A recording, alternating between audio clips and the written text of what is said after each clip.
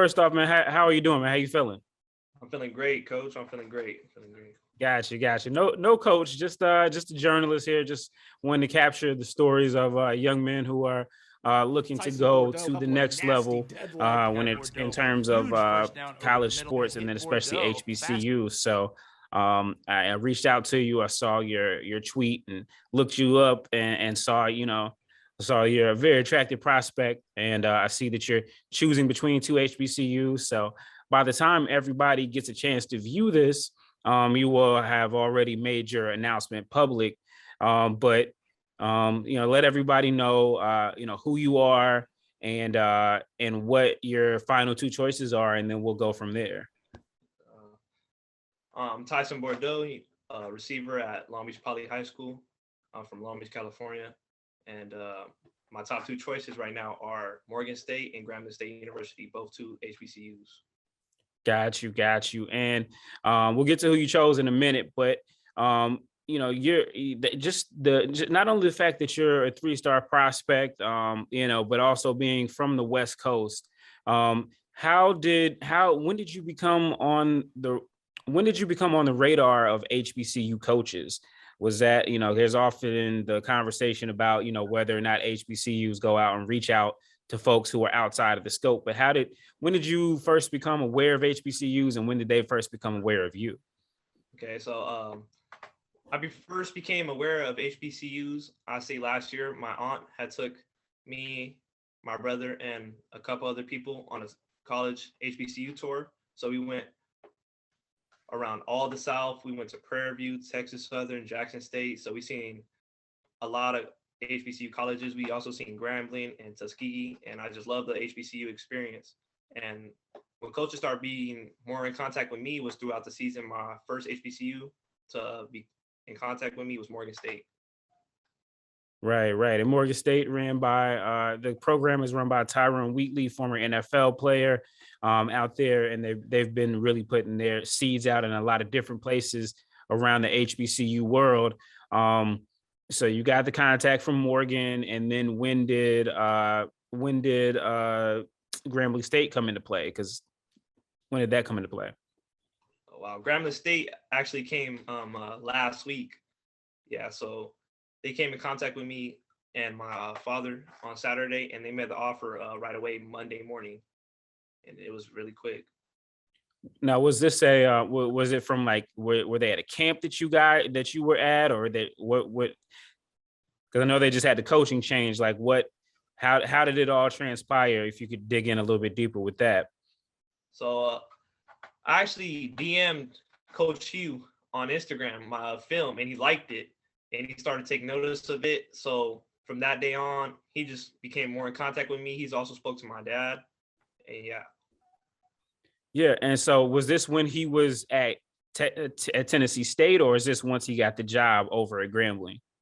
Yeah, just last Saturday, once he got the job to Grambling. Since going on that tour, let's ask, how aware have you become of HBCUs, especially with the limelight they've been getting over the last year with Jackson State and so many others? Yeah, so over these past few years, I've been very aware of HBCUs. I love HBCUs. I've also followed multiple HBCUs on social media.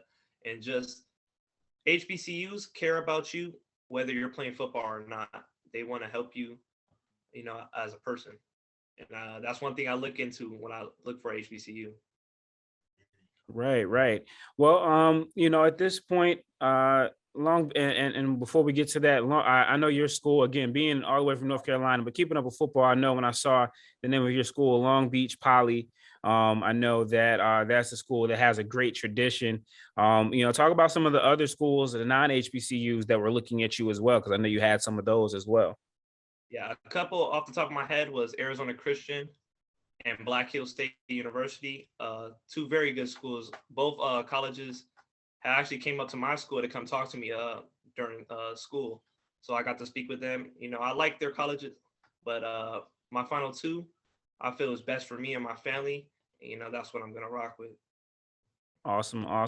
So we'll cut to the chase again. By the time we release this show, I've already put it out on social media. But for those who don't know, let us know where you're going to be going to school for the next 4 years and where fans can cheer you on, whether it's the school in the MEAC or the school in SWAC?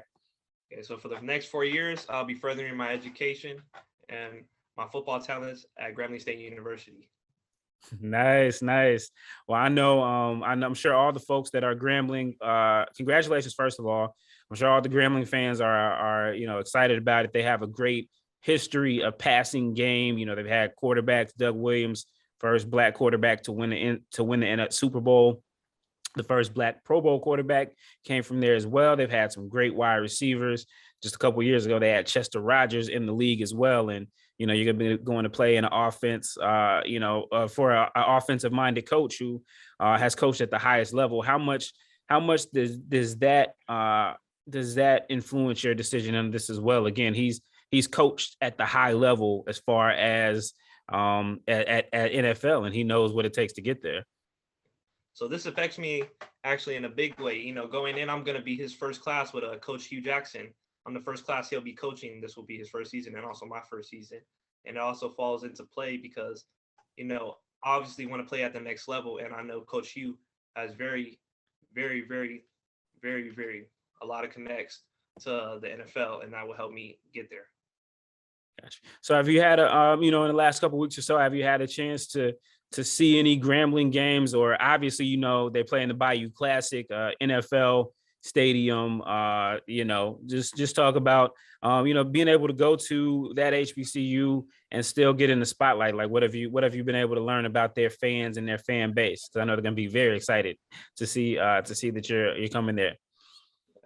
I know, just from watching, all over social media, also on YouTube from Grambling, I know I can go up there and be me, showing my emotion for the game, go out there hype, and, I could be myself, and it all makes me feel comfortable, and they embrace me. They show a lot of support already, and I'm not even committed there yet. Yeah. And so what so again, going back to the West Coast, you being on the West Coast and everything, are some of your other teammates, I know you have brothers that are playing as well. Are some of your other teammates, are they interested in HBCUs? Have HBCUs made some overture to that? Like, what's the buzz about HBCUs on the West Coast amongst the young men who are being recruited?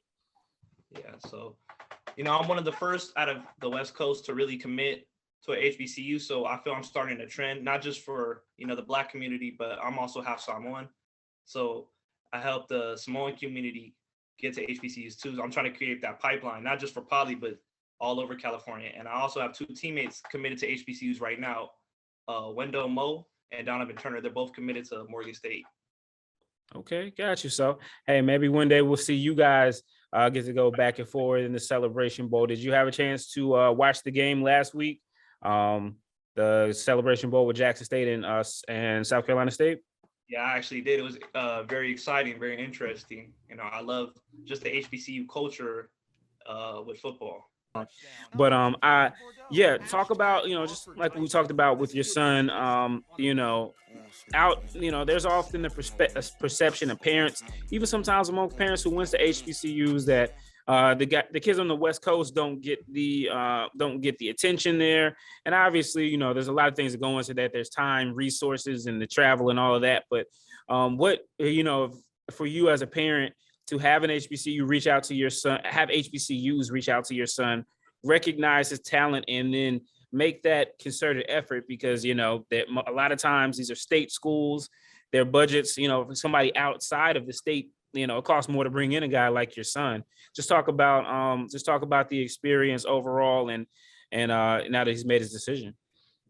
Well, we're very happy that they finally, reached out to him. But we also, being, like you said, being way out here in California, we had to do our part.